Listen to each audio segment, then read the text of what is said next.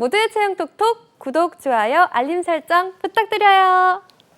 방대한 취업 빅데이터 속에서 핵심 정보만 전달해 드립니다. 취업 GPT 시간, 오늘 더빅스쿨의 이건 강사님과 함께하겠습니다. 선생님 어서 오세요. 안녕하세요.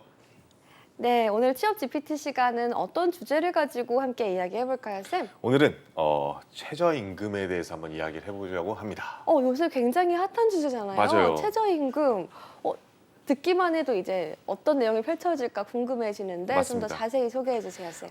일단은 최저임금 제도라는 걸 먼저 아셔야 될 것 같은데 많은 분들이 알고는 계실 거라 생각을 합니다. 이만큼은 받아야지 라는 개념은 알고 계신데 이게 누가 정하냐 뭐 이런 것들에 대해서는 좀 정보가 부족해서 일단은 국가가 정하는 거는 사실입니다. 근데 이제 중요한 거는 노사 간의 임금 과정에서 개입해서 임금의 최저 수준을 정하는 거고요. 그리고 이게 사용자한테 너네 이만큼은 최소 줘야 돼 라고 법으로 강제함으로써 저임금 근로자들을 보호하는 제도라고 합니다. 근데 이제 그 제도 자체의 수단 방식은 알겠는데 목적이 왜 있냐라고 물어본다면요. 최저임금법 제1조 목적을 살펴보면 알 수 있는데요. 근로자의 생활 안정과 노동자의 질적 향상을 꾀하는 국민 경제의 발전의 이바지를 목표로 함이라고 되어 있습니다. 그러니까 즉 이제 생활 안정이 중요한 거고 이렇게 최저임금이 정해지면 노동력이 질적으로도 향상된다라고 생각하는 거죠. 이 정도는 줘야지 생활 안정이 되고 또 질적 향상이 된다. 노동력의 질적 향상이 된다 이런 말인 것 같은데 최저임금은 언제 만들어진 거예요, 쌤? 서로 자기 나라들이 최초다라고 얘기하는 거는 어느 나라를 가도 똑같은 것 같아요. 우리가 넘버원이다 이렇게 얘기를 하는 경우가 제일 많은데 일단은 그냥 법으로만 생각을 했을 때는요. 1894년 뉴질랜드가 시초라라고 약간 얘기를 하고 있습니다. 왜 그러냐면은 그때 당시에 사용자가 근로자한테 임금을 자유로이 인하하는 것을 막고 근로자한테 최소한의 인간다운 삶을 보장하도록 살아가게 만드는 법이 이제 뉴질랜드에서 최초에 만들었거든요. 그러니까 이걸만 딱 봤을 때는 명문화되어 있는 법은 확실히 뉴질랜드가 제일 앞섰다라고 생각할 수 있는데요. 뭐 일간에서는요, 그냥 함무라비 법전이 일장이다 이렇게 얘기하는 경우도 있습니다. 아니 함무라비 법전이 막 한참 올라가는 거 아니에요? 그렇죠. 그러니까 뭐 어느 나라든 어디까지 자기가 최초다라고 얘기하는 거 굉장히 중요하지 않습니까? 그래서 이제 그쪽 세계에서는 이제 얼마를 주어야 한다 같은 개념도 있었다라기 때문에 더 유서가 깊다라고 이야기를 하고도 합니다. 근데 중요한 건 이제 우리나라겠죠. 우리나라 같은 경우에는요, 1988년 올림픽 때 10인 이상의 사업장을 대상으로 너네 이 정도는 줘라고 이야기했던 게 가장 최초의 시초라고 평가받고 있습니다. 88 올림픽이면 그래도 역사가 꽤 된 것 같은데 지금이랑 이 최저임금이 많이 차이가 나나요? 저는 진짜 충격받았습니다. 왜요? 이 실행 당시 지금은 이제 최저임금 시급 얼마 딱 이렇게 정해져 있지만 당시에는요 1군, 2군으로 나눠서 어떤 기업체로 나눠져 있더라고요. 다만 그 가격은 비슷한데요. 이 1군 같은 경우에는 462원, 그리고 2군 같은 경우에는 487원의 최저임금으로 시작했습니다. 어떻게 이거 있으나 마나 아니에요? 그러니까요. 이 정도는 당연히 500원 지금 생각해보면 말도 안 되는 500원이면 말도 안 되는 금액인데 그때 당시에 물가를 생각하면 또 비슷할 수도 있겠다라는 생각이 들고요. 납득이 되는 금액이에요? 그때 당시에 물가를 생각하면? 제가 그때 태어났기 때문에 사실 기억이 별로 없습니다. 근데 이제 중요한 거는 이제 2010년, 2020년, 2030년 뭐 이렇게 해서 흘러가는 동안에 올랐냐도 중요한 거잖아요. 2000년대에는요 1,600원 이상으로 오르기 시작했고요. 2010년도에는 4,110원, 그리고 2020년에 이르러서요 8,590원까지 올랐어요. 그리고 올해는 다들 잘 알다시피 9,620원에 지금 다다랐고요. 그리고 이제 앞으로도 계속해서 증가 추세는 조금은 있지 않을까 싶은 게 지금 보시다시피 그래프를 보시면 아시겠지만 매년 조금씩 우상향하고 있는 것이 사실입니다. 그렇네요. 아니 시급이 500원이고 1,000원인 시절이 있었다니 와 정말 많은 변화가 있었던 것 같은데 최저임금은 이렇게 지속적으로 상승해 왔다고 말씀해 주셨잖아요. 다음 이제 내년에 어떻게 될까요? 저는 일단은 산술적으로만 본다면 여태까지 삭감이나 동결은 없었기 때문에 내년에도 아주 조금이라도 오르지 않을까라는 생각을 가지고 있습니다. 근데 막 깎아야 된다 막 이런 내용도 그 뉴스에서 노사 갈등 그런 쪽에서 나오던데요. 막 깎아야 된다. 늘려야 된다, 막 이렇게. 아, 맞습니다. 근데 이제 뉴스에서도 이제 그렇게 얘기는 하고 있지만 사용자 측도 이게 마냥 깎기만 하면은 네. 답이 없다는 걸 알기 때문에 올해 스탠스 자체를 이제 동결로 취하고 있는 것으로 알고 있고 그러다 보니까 이제 노동계랑 사용자 측에서 약간 좀 약간 이렇게 대립 구도가 펼쳐지는 것 같은데 근데 늘 그랬잖아요. 그렇죠. 항상 그럴 수밖에 없는 것 같습니다. 왜냐하면은 저 같은 경우에도 이제 저도 이제 노동계잖아요. 예. 그렇죠. 덴버껌이 50원 하던 시절이 있었는데 덴버컵이요. 라는 그 껌이 있습니다. 50원짜리 껌도 있던 시절에 네. 지금 그 껌은 찾아보기도 힘들고 요즘 껌 하면은 거의 1,000원 단위잖아요. 네. 그러니까 이제 물가는 계속 상승하고 있는 것이 사실입니다. 네. 그래서 지금 매년 오르고 있는 것이 언제 가장 많이 올랐냐라고 보면요. 네. 2000년대 초반에 IMF 극복기 그리고 2007년에 경기 과열 양상일 때 상승률이 높았어요. 오. 이때가 사실은 지금 보면은 물가 상승률 네. 이 제일 높았을 때거든요. 예. 그리고 반대로 제일 낮았을 때 예. 오르긴 올랐지만 조금만 올랐을 때가 언제냐? 그러면 IMF 때랑 그리고 2008년 경제 공황 때. 그러면 지금 이 시점 지금 코로나가 끝난 엔데믹 이 상황을 어떻게 봐야 되냐에 따라서 네. 사실은 이게 물가를 조금만 올릴지 더 높게 올릴지 이런 상승률을 확인하는 그런 시기가 되지 않을까 싶습니다. 지속적으로 계속해서 올라왔다고 말씀을 해주셨었는데 그렇다면 이제 올라오면서 이제 그 최저임금의 목적은 달성한 편일까요? 그 근로자의 생활 안정과 노동력의 질적 향상이라고 하셨잖아요, 쌤. 맞습니다. 이게 사실은 이제 뭐 명문화되어 있는 이야기들이 제일 중요한 것 같아요. 이게 그게 실제로 노동계에서 어떻게 느끼는지, 노동자, 사용자가 어떻게 느끼는지에 따라서 물론 평가가는 달라질 수는 있습니다. 네. 하지만 이제 국가 최저임금위원회가 이제 공식적으로 우리는 이런 목표를 하고 있고 이런 효과가 있을 것이 확실해라고 이야기하는 게 네. 크게 세 가지가 있거든요. 네. 첫 번째는요. 앞서 말씀드렸듯이 저임금 해소로 임금 격차가 완화되고 소득 분배를 개선하는 거에 기여할 수 있다. 네. 그리고 근로자한테 일정 수준의 생계를 보장해 줌으로써 근로자의 생활을 안정시키고 근로자의 사기를 올려줘서 돈을 더 많이 받으니까 난 이제 힘이 나라고 하면서 노동 생산성의 향상이 될 수 있다. 네. 그리고 마지막으로 저임금을 바탕으로 한 경쟁 방식을 지향하고 적정한 임금을 지급하도록 해서 공정한 경쟁을 촉진하고 경영 합리화를 가져간다. 그러니까 이게 최저임금이 비단 이제 노동자들의 생활 안정만 하는 것이 아니라 사용자들한테도 공정한 경쟁 상황에 놓일 수 있게끔 만들어주는 효과가 있다라고 이야기를 하고 있습니다. 기대 효과만 들으면 지금 엄청나요. 다 좋은 얘기만 있는 것 같아서 맞아 그런 것 같아 막 이렇게 되는 것 같은데 제가 최근에 봤는데 2차 조정 막 이런 얘기를 막 들었거든요. 맞습니다. 요새 막 조정을 해서 이제 내년에 반영이 되는 거죠, 쌤? 그렇죠. 이제 8월까지 끝내야 되는 걸로 알고 있는데 네. 지금 뭐 거의 막바지에 써야 되는데 아직도 안 그런 거 보면은 지금 길은 너무 긴 것 같은. 늘 막바지에 다다라서 힘들어했었잖아요. 그때는. 맞습니다. 네. 내년도 이제 최저임금 정하는 것이 중요한데 이제 네. 최저임금위원회가 그냥 딱 땅땅땅 너네 이만큼 해라고 하면 좋은데 예. 사실은 그 과정이 굉장히 복잡해요. 일단은 심의 기초 자료 같은 것들을 분석해야 되고요. 네. 현장의 의견을 청취하고 노사 제시 수준의 임금 이런 것들을 안을 확인하게끔 되어 있거든요. 네. 그러니까 결국에는 제일 중요한 거는 현장의 목소리가 제일 중요하다. 근데 앞서 말씀해 주셨듯이 내년도 최저임금을 인상하는 것에 대해서 노동계는요. 올해보다 26.9% 정도를 올렸으면 좋겠다. 그래서 12,210원까지는 돼야 된다. 네. 라고 이야기를 하고 있고요. 사용자는요. 조금은 양보를 할게. 지금 제가 알기로는 2차 동결안에서 좀 양보한다고 그랬는데 1차 스탠스에서는요.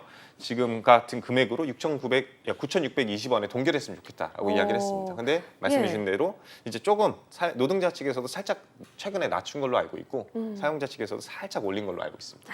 그렇습니다. 사용자 측에서는 올리기를 거부하는 목소리가 있는 것 같습니다. 긍정적인 기대뿐만 아니라 부정적인 기대도 있는 것 같아요.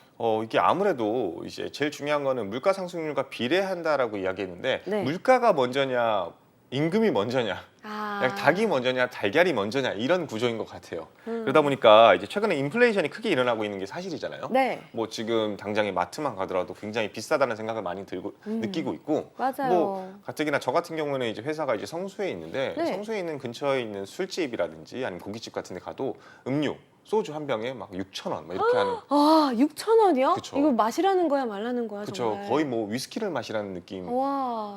가격이 상승한 것이 사실입니다. 아. 그러다 보니까 이 노동계 입장에서는 당연히 이렇게 지금 소주 한 병 이런데 물가가 올랐으니 네. 생활비 걱정이 되지 않냐, 생활이 힘들어지는 사람들이 있지 않냐. 그러니까 당연히 방어적으로 더 올라야 된다라고 네. 이야기할 수밖에 없는 것이 사실인 거고요. 네. 반대로 이제 사용자 측에서는 이 가뜩이나 높은 물가에 네. 인건비까지 오르면 이 자영업자, 중소기업들은 다 망한다라고 예. 이야기를 하는 상황인 겁니다. 아, 그렇군요. 자영업자, 중소기업 업자들의 경우에는 반대 목소리가 나올 수 있을 것 같습니다. 그렇다면 다른 나라의 사정은 어떨까요, 쌤? 일단은 제가 이 최저임금 제도 자체가 전 세계의 공통적인 특징인가를 한번 살펴봤어요. 네. 일단은 여러분들이 알고 있는 웬만한 국가들은 다 있습니다. 뭐 네. 일본도 있고요, 미국도 있고요. 근데 싱가포르나 노르웨이 같은 나라들은요, 최저임금 제도 자체가 없는 나라도 있더라고요. 오, 그래요? 네. 그래서 이게 어떻게 안 갖고 있나라는 생각이 좀 들기도 하더라고요. 그럼 400원 줘도 돼요? 400원 88년 저도 상관은 없을 것 같습니다. 아, 근데 이제 이럴 수가. 법으로 규제하는 건 아니니까. 하지만 어. 반대로 얘기하면 그런 400원 주는 기업에 아무도 취업하려고 하지 않지 않을까요? 아, 이건 스스로의 경쟁력을 깎아먹을 수 있는 그런 또 그게 될 수 있겠네요. 예. 그렇죠. 근데 이제 중요한 거는 네. 이게 노르웨이나 싱가포르만 없는 게 아니라 스위스나 핀란드도 없더라고요. 아니, 스위스나 핀란드 같은 경우에는 좀 좋은 나라로 꼽히잖아요. 근데 맞습니다. 왜 없어요? 그래서 없어도 되는 거예요? 이게 없어도 되는 이유. 그러니까 네. 우리나라랑 뭐가 다르지? 한번 살펴보니까 네. 스위스 같은 경우에는요. 산업별 임금표가 비공식적으로 존재한대요. 오. 암묵적으로 좀 약간 존재해서 예. 기업과 노동자가 자율적으로 알아서 결정을 잘한대요. 그러니까 우리 좀 알아서 잘하는 친구들. 그래서 알아서 척척척이기 때문에 굳이 국가가 개입할 필요가 아이고. 사용자도 만족, 노동자도 만족하면 굳이 문제가 아. 없겠죠. 그리고 핀란드 같은 경우에도요. 기업과 노동자들이 자율적으로 임금을 책정한다고 해요.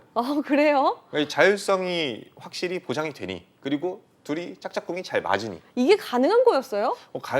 그러니까 선진국이라 불리는 게 아닐까. 아니, 맨날 싸우는 것만 봐가지고 맞습니다. 이게 가능한 건가 했는데 진짜 이게 가능한 나라가 있었군요. 사용자도 노동자의 입장을 충분히 이해해 주려고 하고 노동자도 사용자의 입장을 충분히 이해하려고 하는 공생관계를 잘 만들어주는 게 아닌가 싶대요. 와, 이럴 수가. 또 국가별로 좀 다른 접근이 있는 것 같습니다. 맞습니다. 아무래도 우리나라는 위에 국가들과 좀 상황이 다르기 때문에 최저임금이 필요로 하는 것 같은데요.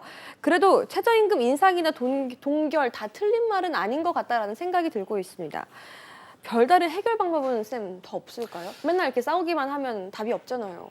이게 사실은 저도 이제 해결 방법이라고 얘기하면은 제가 아마 이 자리에 안 앉아 있고 이제 국가 최저임금위원회에 앉아 있거나 아니면 이제 대통령이 돼야 되지 않을까. 다음 대선에 출마를 해야 되지 않을까 싶습니다. 왜냐면은 최저임금이 이 정도 금액이면 진짜 베스트하다라는 개념은요. 예. 제가 봤을 때는 불가능한 산술적인 수치인 것 같아요. 왜냐하면 최저임금이 이 정도였으면 베스트다 하는 거는 물가 상승률에도 영향을 안 미치고 예. 노동자들도 굉장히 만족하고 오. 이런 모든 것들을 다 갖춰야 되는 거잖아요. 그래서 이 모든 국가들이 해피한 상황에 놓여지지 않기 때문에 네. 산술적으로는 좀 불가능한 게 아닌가 싶어요. 근데 네. 여러 가지 대안들은 떠오르는 것이 사실입니다. 왜냐하면 이제 최저임금을 아예 반영을 안 한 국가들도 있지만 네. 한 국가들에서 우리랑 다른 점들을 또 찾아볼 수가 있겠죠. 네. 뭐 가령 예를 들면은 일본이 지금 대표적으로 생각이 드는데 예. 일본 같은 경우에는요 지역별로 일단 첫 번째로 지역별로 최저임금이 다릅니다.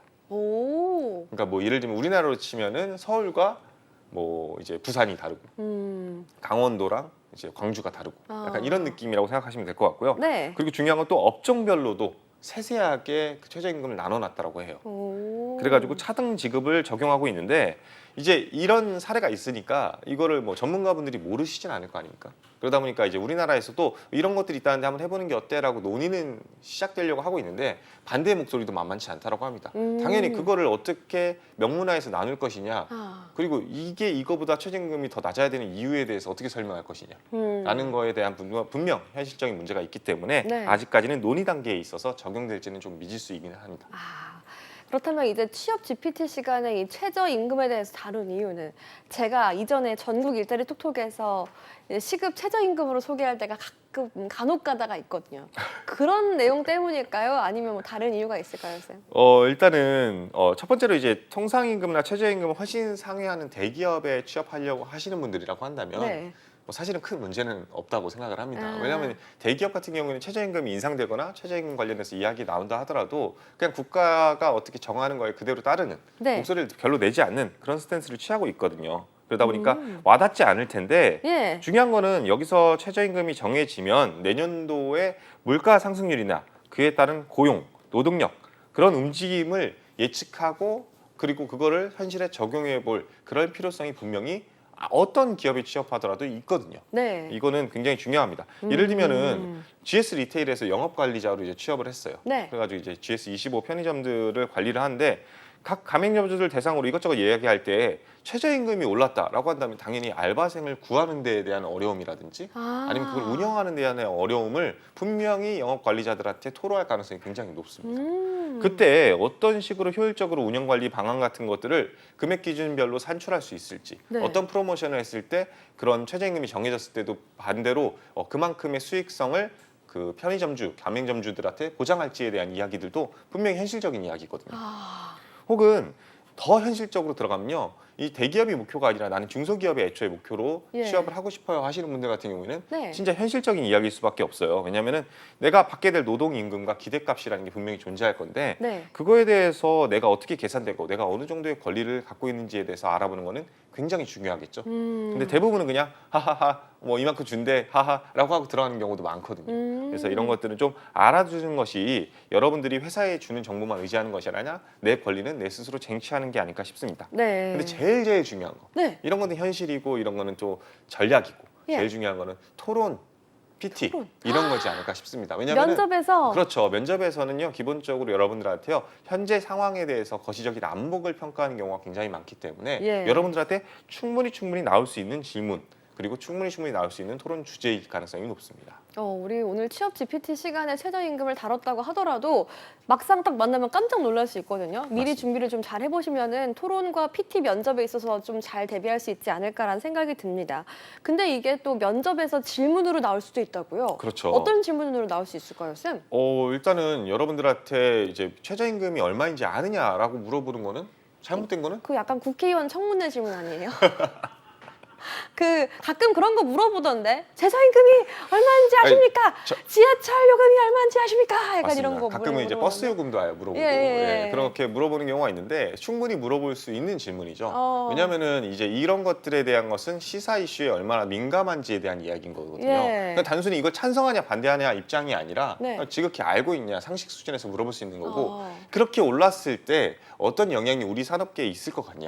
맞아요. 충분히 물어볼 수 있을 것 충분히 같은 게 물어볼 수 있을 것 아까 같습니다. 말씀하셨던 GS 리테일 같은 경우에도 최저임금의 영향을 바로 받을 수 있는 게 이 편의점 업계잖아요. 맞습니다. 그런 경우에는 충분히 물어보고 또 그거에 대해서 어떻게 대응할 수 있냐 이렇게 물어볼 수 있는 게 바로 지금 떠오르는데요. 막 상상이 되는데요. 그 맞습니다. 상황이. 예. 그러니까 이제 뭐 예를 들면은 이제 그런 유통업계에는 특히나 더더욱이 현실적인 부분이거든요.